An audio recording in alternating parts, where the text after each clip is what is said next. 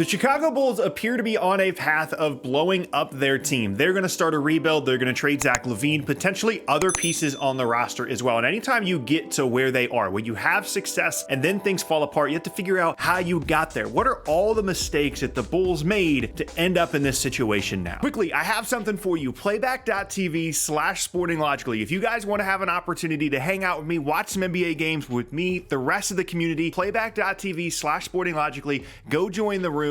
It's going to be an awesome time. It's something I'm going to do weekly from now on, but go join the room, playback.tv/sportinglogically. Now, to be clear, and I bring this up all the time when I'm talking about the Bulls in a video, they did a lot of stuff right. They went through a rebuild for a handful of years. They drafted highly in the draft. They tried to lose games, tried to get high draft picks, and then they made their moves. They brought in DeMar DeRozan. They brought in Lonzo Ball. They brought in Alex Caruso. They re-signed Zach LaVine. They brought in Nikola Vucevic, and we're going to talk about some of the mistakes that they've made, but it's also worth pointing out that when everybody was healthy, pre-Lonzo injury, once they really brought this team together, there was a time period in which the Bulls were one of the best teams in the entire league and a team that looked like a possible contender in the Eastern Conference. So the fact that they are where they are now means that yes, they made some mistakes, and we're going to talk about that. But it also means that they did a lot of things right, and building a team, building a successful team in the NBA is a really difficult thing to do. Now, to me, once you go back and look at bringing in DeRozan, I think that was a good move. That ended up being a move that made a lot of sense for them, despite the concerns at the time that I had about the contract. And bringing in Lonzo was the right move, and re-signing LaVine, all these different things. But a mistake for me certainly was the Nikola Vucevic trade. Now, we've talked about this one before as it relates specifically to what Orlando got in exchange. It's a massive trade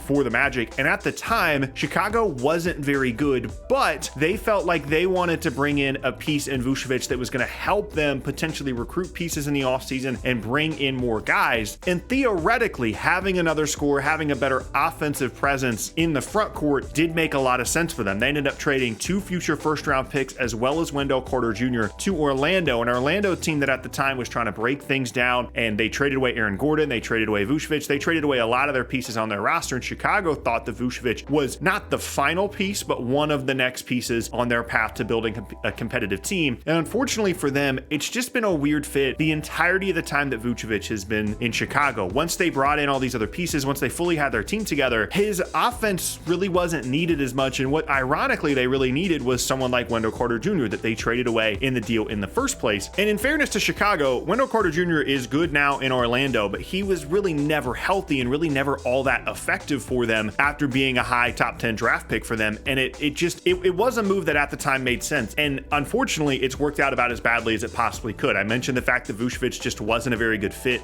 in Chicago, but then Wendell Carter is good in Orlando, arguably a better fit than what Vooch has been. And then one of the picks ends up becoming Franz Wagner, and the other one becomes Jett Howard in this most recent draft. And trading away a future first, Franz Wagner, and Wendell Carter Jr. in exchange for Vucevic, not having a ton of team success once guys got hurt, and then now also having to have re-signed him this past offseason, not getting value out of him in a subsequent trade, has been pretty much a disaster for Chicago. Which brings me to kind of the other big mistake here for Chicago, and that is they're kind of late on recognizing that it was time to rebuild and move into a new era of Bulls basketball, because last year it was clear that they needed to move on from this group. They needed to explore DeRozan, LaVine, and Vucevic trades, and they decided to hang on throughout the year anyway. I think part of that was because they felt like if Lonzo came back and was healthy, they could get back to that form that they showed when they were one of the best teams in the conference when everybody was healthy, and they were still waiting for some clarity on his injury stuff. And that's something that they couldn't have helped, and it made sense to kind of wait a little bit. But at the deadline last year, it was clear that Lonzo's health was going to be a concern long term, and without him, they just weren't the same kind of team. They weren't connected, they weren't good enough defensively, and they should have made moves at the deadline last year, because now they've got Vucevic on a longer contract, one that isn't as attractive as potentially trading him at the deadline last year. LaVine, people are now having concerns about what his viability is as a cornerstone piece moving forward, when a couple of years ago his value was much higher. And DeRozan is older as well and dealing with an upcoming contract issue as well, and it's just more complicated now to rebuild the team than it would have been at the deadline last year. And the other thing that I'm sure people are going to point out in terms of some of the failures of this Bulls front office as they've tried to build this team over the last couple of seasons is the drafting. They have not drafted particularly well. Wendell Carter Jr. has gone on to be good in Orlando. Outside of that, especially especially when you look at the 2019 and the 2020 drafts, they have not drafted well. 7th overall in 2019, they draft Coby White. He's been kind of helpful for them, sometimes helpful as like a bench guard, but certainly not worthy of a top 10 pick. And then Patrick Williams at 4th overall in 2020 is someone that has shown flashes as a good athlete, but this year specifically, he's just been terrible. Looks like he's lost, looks like honestly borderline not even an NBA player at this point anymore. And missing on top 10 picks is a great way to not fully capitalize on a potential really promising future in Chicago. Think about what would have happened, what the team would have looked like if Patrick Williams and Coby White had panned out when they were one of the best teams in the East a couple years ago when the whole team was healthy. But there's more context to it than that, because in 2019, you know, the other guys around Coby White that they could have drafted, those guys weren't very good either. And it's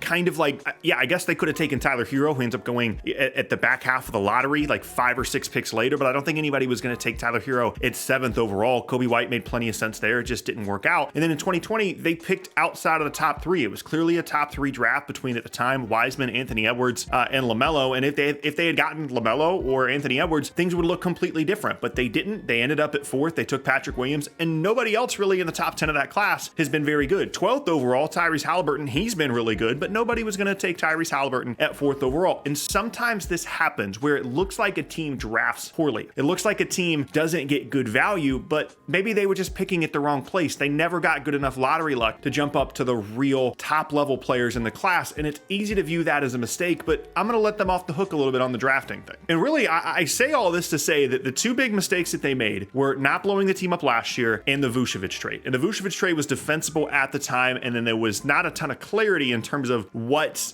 the long-term health of the team is going to look like around Lonzo Ball at the deadline last year. Those are the 2 things that they screwed up. And really, a lot of the other stuff was out of their control. Where they picked in the draft, the injury stuff. If Lonzo stayed healthy, they still probably would have been a really, really good team. There was a time where DeMar DeRozan looked like an MVP candidate. He was playing that well, and it looked like Lonzo was the missing piece to bring the group together. Caruso's been really good in Chicago and a really nice signing for them. DeRozan was a guy that a lot of people didn't think, including myself, didn't think they should have brought in the first place. He was awesome. Things just don't work out. And I'm glad that now they're recognizing the fact that it is time to move on. And they should be able to get some value for Vooch, LaVine, DeRozan, these guys, hopefully over the next couple of months or maybe into the offseason. It's just a really disappointing outcome for a team that at one point looked really promising. And yes, they made some mistakes along the way, but it really hasn't been nearly as bad as what the outcome makes it look like.